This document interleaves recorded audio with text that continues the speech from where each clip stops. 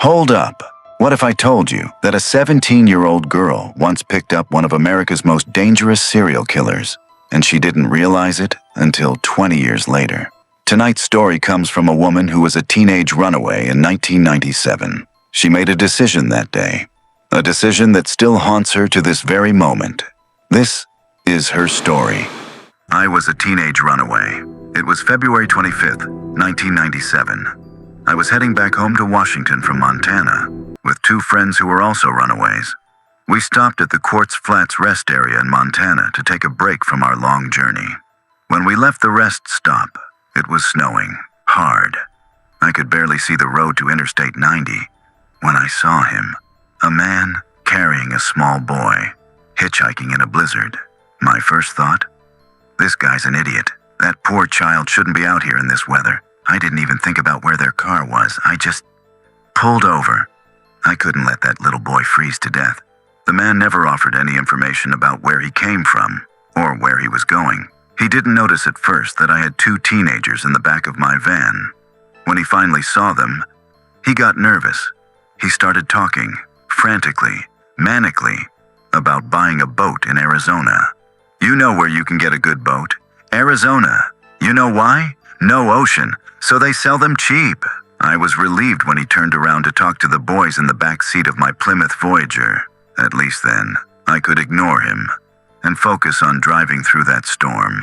The man had curly brown hair, with a distinctive cowlick in the front, and scars on his upper lip and his chin. The little boy looked about 2 to 4 years old.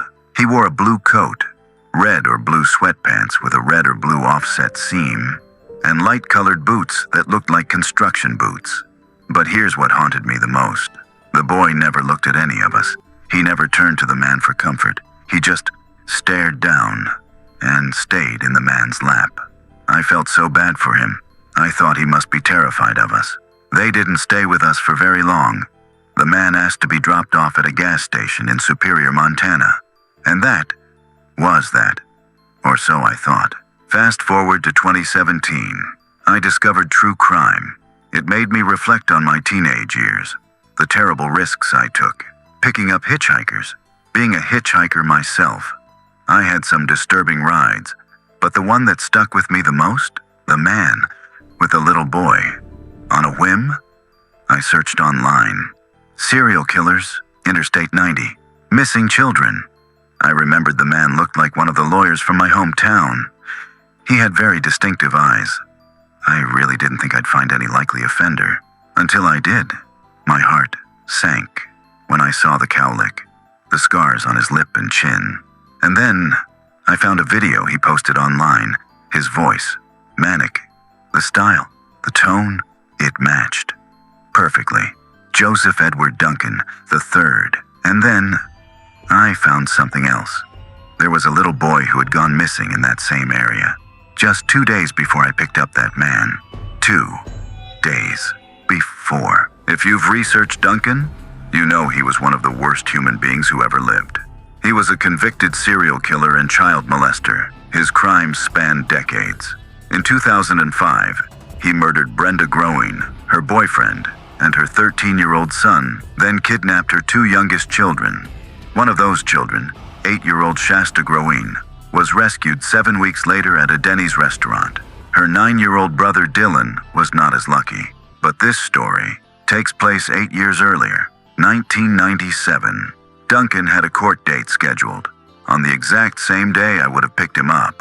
Coincidentally, it was also his birthday. There's no record of him showing up to that hearing. An arrest warrant was issued in 1997 for failure to appear.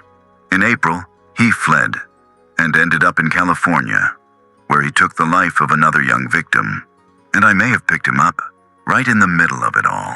I contacted the missing boy's aunt. She connected me with the FBI because I provided a detail about the child's clothing that they had never made public. They took my statement, they listened, but by that point, there was nothing they could do. The case was old, the trail was cold, but I needed to know. So I did something that most people would never do. I wrote him a letter, Joseph Duncan, in prison, and he wrote back. The letter is the strangest thing I've ever received in the mail. In it, He said he wasn't the man I had picked up. He claimed it couldn't have been him. But then, he said something that made my blood run cold. He told me I was very brave for picking up a hitchhiker. Brave, as if he knew exactly what kind of danger I had been in. The letter felt wrong. Every word felt calculated, like he was toying with me. Even from behind bars, while I was researching Duncan's timeline, I reached out to the two teenagers who had been with me that day. Both of them said it could be him, based on the photos and the video. They thought it was possible, but they couldn't be 100% sure. But they did remember one thing, the most sinister part. When the man turned around to talk to them in the back seat, he looked them dead in the eyes, smiled, and said, "You guys aren't buying all this bullshit, are you?"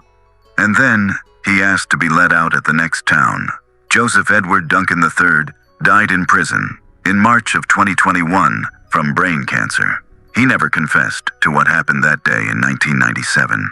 The little boy she saw, his identity remains unknown. To this day, she doesn't know if the child she tried to save made it home alive. If this story gave you chills, let me know in the comments below. And if you want more disturbing true stories like this one, make sure you subscribe, because the truth is often scarier than fiction.